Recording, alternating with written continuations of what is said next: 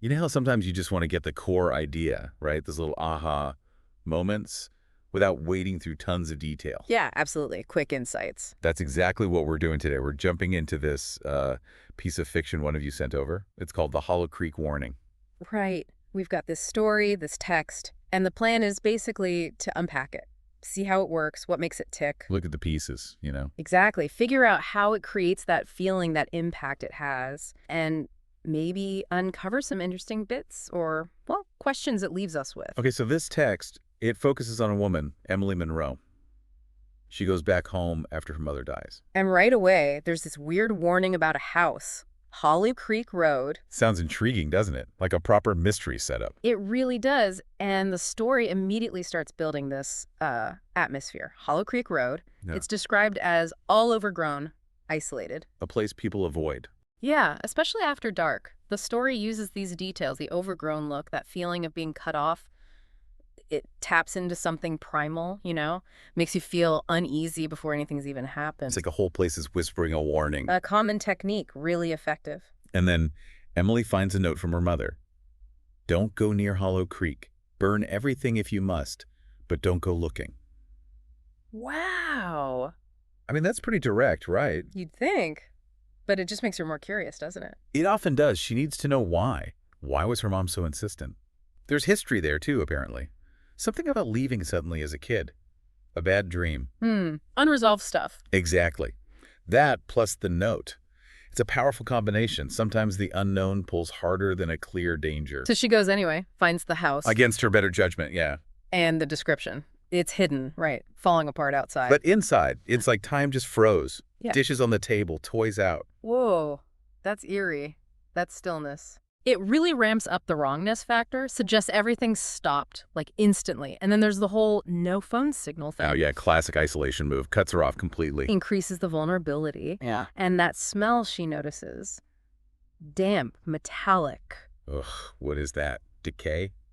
Maybe. Or something worse, like old blood. It kind of bypasses your logic, hits you on a gut level. Okay, so she's creeped out inside this frozen house, and then she hears footsteps. Upstairs. Just a couple, then silence. Perfect suspense building. She calls out, naturally. Nothing. And of course she has to go look. That need to know.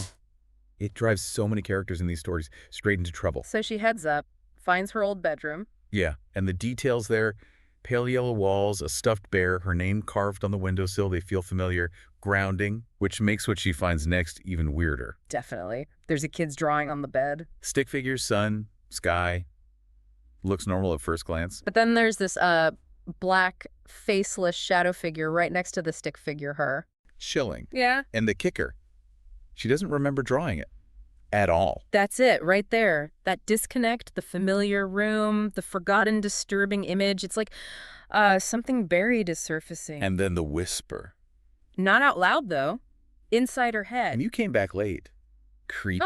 And it feels alien, even though it's internal. Yeah, how does that change things? It suggests maybe the connection between her and this place is deeper than just curiosity, something personal. Things go off the rails then, right? The hallway transforms. Totally surreal. It becomes this dark, endless corridor. The house itself is twisting, changing around her. Like different nightmare versions. Burned, flooded, frozen. It's like she's trapped in this, well, intensely personal hellscape based on the house. And she tries to scream but can't. The silent scream. Yeah, pure terror, trapped inside. Then boom, back to reality. Just like that. She wakes up on the porch, it's morning, the nightmare's gone. But she has the drawing. She has the drawing, and her phone's dead. Nothing else. It leaves her wondering what just happened. Was any of that real? But she believes it. The experience convinces her. Absolutely. She leaves, and she finally understands her mother's warning. No more skepticism. You'd think that's the end of her story. But then we hear about Jason, her friend. Yes, Jason. That part really takes the story beyond just Emily's experience. He went looking for her. Yeah, and they find him later, just wandering, barefoot, muttering something. What was it? Something about a face? It wears your face when it's hungry. Oh, man. That is disturbed. What does that even mean? It suggests the thing in the house isn't just tied to Emily. It affects others, spreads almost, in that line. It's about consumption, identity theft, something really primal. So the horror isn't just contained in the house. Doesn't seem like it. And then the story turns, points right at you, the listener. Final warning. Yeah.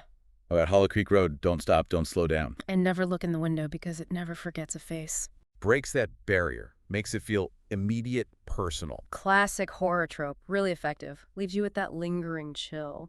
And the ending note, framing it as this excerpt from the Hollow Creek warning, telling you to subscribe and leave a porch light on. It's a nice touch, a bit playful, but still keeps that unsettling vibe going. So wrapping up this dive into the Hollow Creek warning, what are the big takeaways? Well, we saw how it uses setting, right? That isolated road and suspense, like the footsteps. And blurring that line between what's real and what might be, well, in Emily's head, creates this powerful sense of dread. Exactly. It mixes psychological elements. Could this be trauma surfacing with potentially supernatural stuff? Is the house actually haunted? Or is it something else entirely? The ambiguity is key, isn't it? That's what makes it stick with you, keeps you thinking about it. Which brings us to that final thought we wanted to leave you with. That line Jason muttered.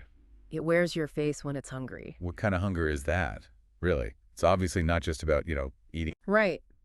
What else could something crave so much that it needs to literally steal your identity, wear your face? What kind of emptiness is it trying to fill? It's a really unsettling question to ponder, isn't it? Something to chew on.